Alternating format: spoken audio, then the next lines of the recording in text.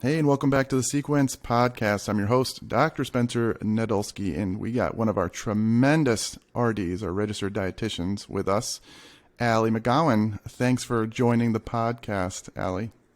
Yeah, thank you for having me. Yeah, so Ali wrote a nice little blog about the Biggest Loser study that everybody always talks about, and people get worried about their metabolism's going down and whatnot. So we're just going to discuss that today because I know people are always worried about their metabolism, especially, with our plan. People can lose weight rapidly because these medicines are so powerful, and we actually monitor it to where we want to make sure people aren't losing too quickly. So give us a little breakdown of what you wrote in your blog. Yeah, there was one study in the journal Obesity that looked at contestants from one season of The Biggest Loser 6 years after the competition had ended. And for anyone who's not familiar, The Biggest Loser was a reality TV show where individuals competed for 30 weeks to lose, the most amount of weight relative to their starting weight. And basically, this study kind of looked at some of the metabolic changes that happened, immediately after the competition had ended, and that had kind of continued to happen even 6 years later. It's a very interesting study and kind of, you know, tells a lot about sustainable weight loss and how we can kind of approach weight loss in a way that hopefully maintains people's efforts. Yeah, if anybody's watched The Biggest Loser, the competition is ridiculous. You hear all the stories about what people did to try to lose weight. There's actually questions of, because of the way the metabolisms came out, people are wondering whether they were even trying to lose weight before they checked their metabolisms, which may have had an effect. But essentially, people starve themselves and run themselves into the ground to try to lose the absolute most weight, because you win, I don't know how much money, $100,000 or something like that at the end if you are the winner. And they treat these people poorly, I would say, and it's not even close to realistic, because nobody's living on some remote area getting fed Subway sandwiches or whatever the heck they were giving them, and then allowed to just do aerobic training for hours on end to base. And then apparently these people were, I don't know, there's all sorts of crazy stories about what they would do to try to win the competition, where they just, I don't know if they were throwing up or anything else like that. We're like eating disorder type of territory, but it was pretty brutal. So it's funny, the person who did that study is one of my good friends. Dr. Kevin Hall from the NIH does a lot of these metabolism studies. So what did the study show? Yeah, immediately after people had lost weight, they experienced a slowing of their resting metabolic rate, which is to be expected. We know that smaller bodies need less energy to kind of sustain them, so that part makes sense. What was interesting was that 6 years later, that slowing of their resting metabolic rate had stayed decreased even after they had gained the weight back. So probably one of the first things I should have mentioned was that most people did gain all of the weight back, and many people were within 1% of their baseline weight, or above that number within 6 years following the competition. So again, that slowing of resting metabolic rate even after they had gained the weight back. And then also in terms of hunger hormones, their levels of leptin, which is our hunger hormone, it kind of signals us to eat, that had increased after they lost the weight. Again, that's something that kind of makes sense. We know that leptin is relative to fat mass, so the more someone weighs, typically the less leptin that they have. When we lose weight, our leptin levels increase. But again, even after they had gained the weight back, their leptin levels stayed increased. So they were hungrier even after they had kind of returned to their baseline weight or close to their baseline weight. So those were a few major things. And then one thing that I thought was so interesting was, their total energy expenditure.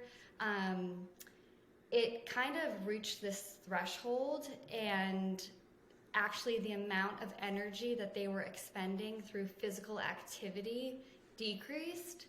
And it kind of touches on the constrained energy expenditure model, which basically suggests that, physical activity does increase the total number of calories that we burn until a certain point. And then the body kind of starts to adapt and burn fewer calories in other areas to kind of maintain our total energy expenditure within a narrow range. Yeah. Those were the big things. Cool. Thank you for that. So with metabolic adaptation, for anybody listening, metabolism goes down, as Ali says, no matter what, because we have smaller bodies. We don't have as much. Hopefully we keep our lean muscle mass as much as possible, but we have less fat mass, which it is actually metabolically active. Most people think it's inert, meaning it's just there and looks bad, and people are like, I don't like the way this looks, but it's metabolically active a little bit. Not as much as muscle, but it does have a component. And then when you have less weight to move around, so not only is your basal metabolic rate a little bit lower, but also you have less weight to move around, so your total daily energy expenditure. So we have our basal metabolic rate, which basically the calories we burn at complete rest, like not doing anything. Then we have something called the thermic effect of food, which is the calories we burn just eating and digesting our food. Then we have something called non-exercise activity thermogenesis, so it's pretty much anything that's not necessarily purposeful physical activity, although you could break that down. You could break this down any different way. And then we have purposeful or physical activity like exercise. And so these people, their basal metabolic rate went down further than what we'd expect based on the calculations of their body size. So it went down a little bit more than we'd expect. And we do see that in many studies. That's what's called the metabolic adaptation, a decrease in their metabolic rate a little bit further than what we expect. Now, remember, that's just the basal metabolic rate. These individuals, to make up for that, they still had a decently high total daily energy expenditure, but they were doing a lot of physical activity to try to make up for it. But despite all that physical activity, they weren't able to go past what this threshold of what Ali's saying, is that there's a point of diminishing returns.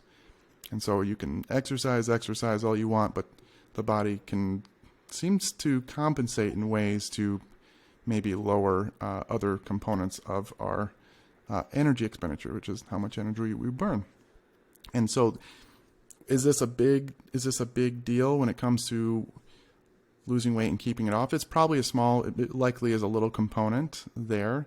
And anybody listening, I think the headlines when it came out, it really scared people because they're like, oh no, I'm going to ruin my metabolism. It's like, I don't think there's anybody in the real world that lives in a Biggest Loser type of setting. It's like what they do. They did some crazy stuff.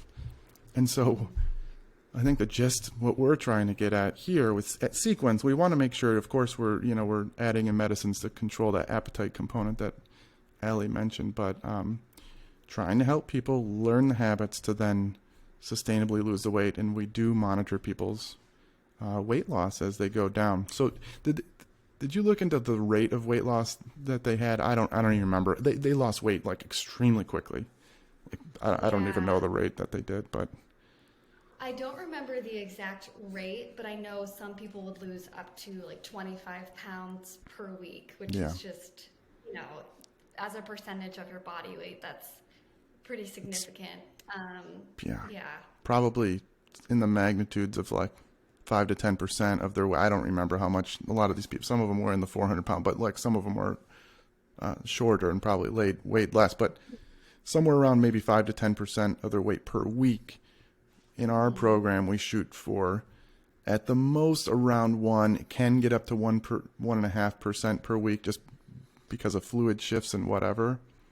I think we talked about this in another podcast, but the rate of weight loss and how some people respond very well. Some people don't respond as well, but in the end, it's going to be somewhere around 0.5% to at the highest 1.5% of your weight per week. These people in The Biggest Loser were losing just mounds of weight quickly, and it's not a normal physiological thing that we see in practice. Mm-hmm.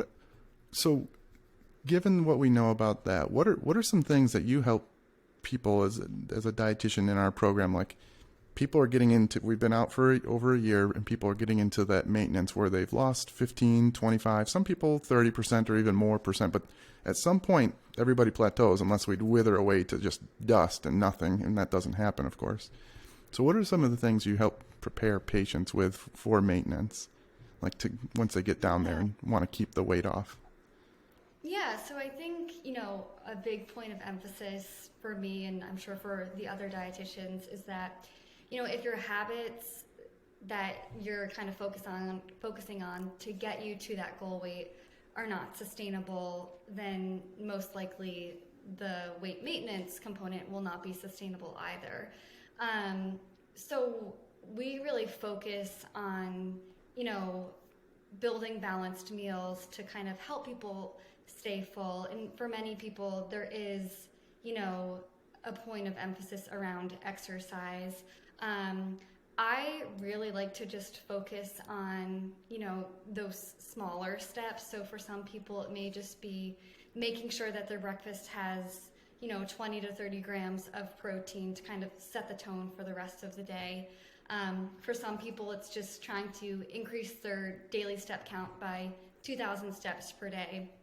So really these small things that make the whole process feel a little bit less intimidating and less scary, and hopefully, habits that they're able to kind of continue on even when their life gets super busy and when work gets stressful or when they have, a lot of things going on in their personal life. I think, the thing with The Biggest Loser is that people had to leave their jobs to go and be on this ranch. And they were working out like 7 hours a day.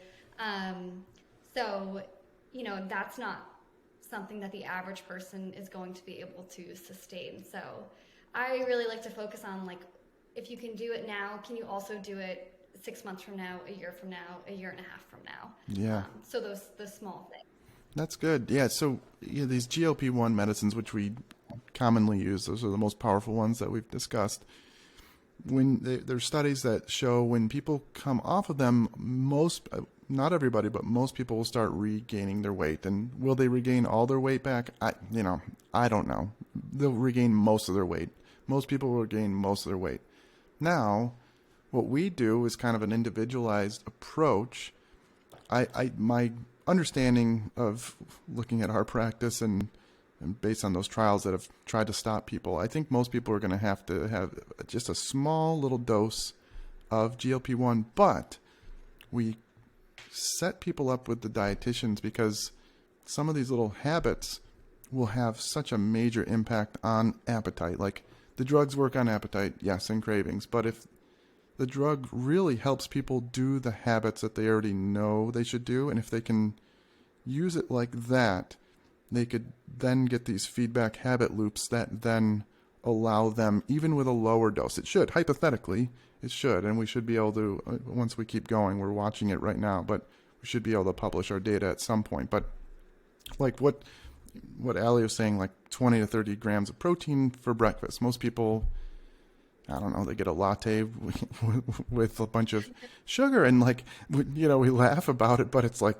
that's what people crave. It gives them the caffeine fix, the sugar fix, and it's kind of that habit. You go, whatever, on the way to work, you stop at whatever coffee shop, and whether it's Starbucks or who knows.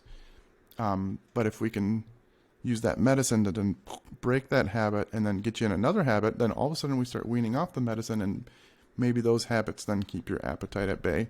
What are some other good habits? You talked about the walking, which is great. Any other like appetite, dietary habits that that you help our patients with? Yeah, we really like to kind of focus on this balanced plate method that kind of just provides structure to meals without being overly prescriptive in terms of like how many calories you should be eating. I really like to focus on that with a lot of people because it puts an emphasis on getting adequate protein, but then also getting plenty of fiber in your meals. We know that protein is, the most satiating macronutrient, and then fiber just helps to kind of fill us up and keep us full. So for background, that balanced plate method is just a starting point, but it's 4 to 6 ounces of protein to start. A quarter of your plate being a source of complex carbohydrates, and then half of your plate being a source of non-starchy vegetables, which comes out to about 2 cups. So I really like to focus on that balanced plate method first, and I find that if people are able to follow that method, even with 2 of their meals, it helps to keep them full. It helps to just give them a lot of nutrients that support their body. And then, they're getting plenty of hydration from the fruits and vegetables that they're eating. And for most people, it's not, let's follow that plate method perfectly to start. It might just be, let's get closer to that. So can we include 1 cup of vegetables with your lunch and with your dinner? And then maybe in 2 weeks, we increase it to 1.5 cups, and then eventually to 2 cups. So I find that a lot of people just are not including enough variety. Maybe they're getting protein and maybe they're getting some vegetables, but they're not getting those complex carbohydrates. Or maybe they're getting the complex carbs and the vegetables, but they're not getting the protein.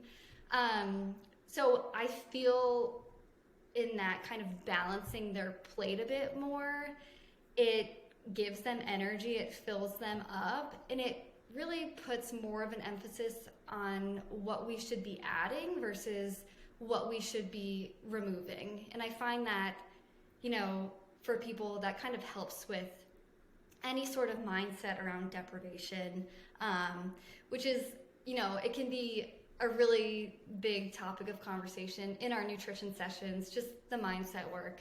So that's really where I like to start. And then also just kind of keeping in mind that if this is sustainable, if we're wanting this to be sustainable, then we need to also make sure that we're making a plan to include the foods that we actually enjoy. So, it doesn't mean that we can never have foods that we like. In fact, I think we should intentionally be planning for those foods and bringing those foods in. So I had a really good session with someone recently, and we talked a lot about that. They were asking how they would ever lose weight if they were allowing themselves to eat certain treats. And the ironic part is that they were telling themselves they could never eat those treats, and then they were eating a lot of them as a result. So really addressing that restriction mindset, which often leads to overeating and binging, as we know. So Yeah. It's an interesting thing when you say don't think about something, it's all you're going to think about. So don't hey, you shouldn't eat X, Y, Z. It's like, I really want that. When you just give yourself permission to do it, you then it sounds bad, but it's like, when you're playing the dating game and someone doesn't like you, it kind of maybe it makes you like them more. I don't know. I've been out of that game for a while, but but that's the gist. I think is what happens, and then then they like you, like I don't like them as much anymore. It's stupid dating games, but I think it's a decent analogy. What are some treats? So like what? Chocolate, pie, pizza. Yeah, I think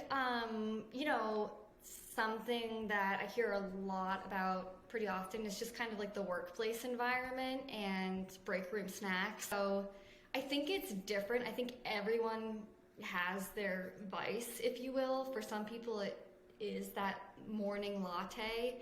For other people, it's not even foods that they're really craving, but foods that are just in their vicinity on a regular basis because it's, a box of donuts that are sitting in the break room. But I find that, like these treats or maybe these foods that are higher in sugar, they are less appealing when you tell yourself that you can have them. But also when you're building balanced meals and getting enough of that protein and that fiber and those complex carbs, those treats they don't interact in the body the same way as if you weren't having a balanced diet. Hopefully if you're including enough of those complex carbs and enough of that protein in your meals, then your cravings won't be as strong. So you'll be feeling more satisfied. So when you have the treat, it doesn't kind of send you on as big of a spiral. Everyone's different though, so. Yeah, that's good. That's what I find often. Yeah, the medicines. Like Summer was on one of our other RDs who talked about the food noise that can occur. I talk about Dan bringing the donuts to the break room, and you're like, I'm going to stay away, but like all you can think about are the donuts. The medicine takes the edge off. But then also the mindset too, adding that mindset of like, I can have it if I want. I'm just not going to right now, but I can have it every once in a while. That also takes the pressure off. Don't put it up on a pedestal. Easier said than done, but yeah. The medicine may help you get in that habit. And then, sure, some people might be able to come off the medicine. Many people may have to stay on a lower dose, but some of these mindset tricks and habits can, give you the best shot of doing it. What are any other tips and tricks for maintenance? I think when it comes to exercise, I would just, making exercise a habit and making nutrition a habit as well. So I really think, finding what works for you in terms of your nutrition and your exercise is really a process of trial and error, but making sure that you're eating foods that you enjoy and, engaging in exercise that you actually like. That will help to make it a habit. And then I think, engaging in those habits does contribute to your ability to maintain. So yeah, and then I think, there are other things outside of just diet and nutrition that certainly make a big impact on our weight. And I know you and Summer had a podcast recently, but like sleep and stress management, those are huge in terms of, modifiable factors that can either contribute to weight gain or weight loss or just weight maintenance. So kind of approaching it with a more holistic view and taking a look at, all of the things that are kind of impacting your ability to maintain your weight.